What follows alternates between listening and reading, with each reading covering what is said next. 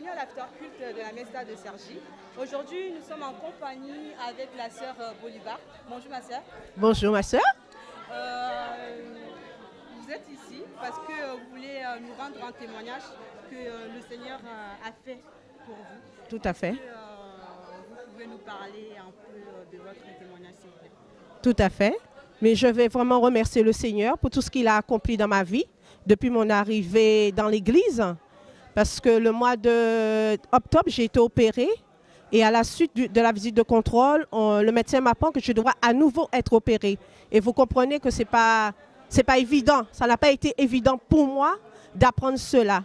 Mais Dieu est tout puissant et arrivé ici au mois de décembre, les médecins ont confirmé cela, que je devrais être à nouveau opérée. Mais le Seigneur est tout puissant.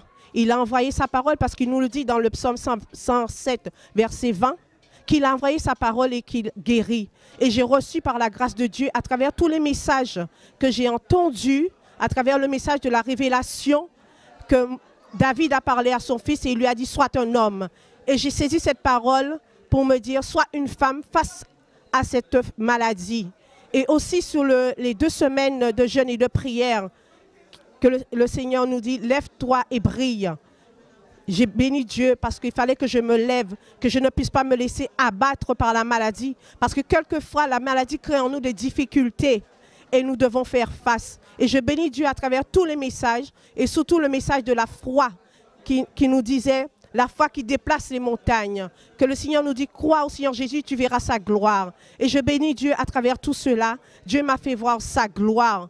Parce qu'il m'a relevé, il m'a fortifié, il m'a guéri, il m'a restauré à travers sa parole. Parce que sa parole m'a fait énormément de bien et je bénis Dieu.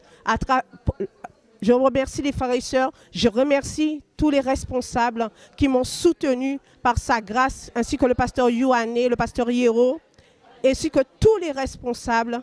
Et aussi, à travers ce témoignage, je remercie mon église parce que je fais partie d'une assemblée de Dieu en Guadeloupe et je bénis Dieu pour tous les frères et sœurs et les responsables qui ont prié pour moi. Et je rends gloire à Dieu, je remercie le Seigneur parce que frères et sœurs, ce n'est pas évident quand on vous apprend qu'il faut à nouveau être opéré, mais le Seigneur m'a relevé et je le rends gloire et toute la gloire lui revient et je bénis Dieu.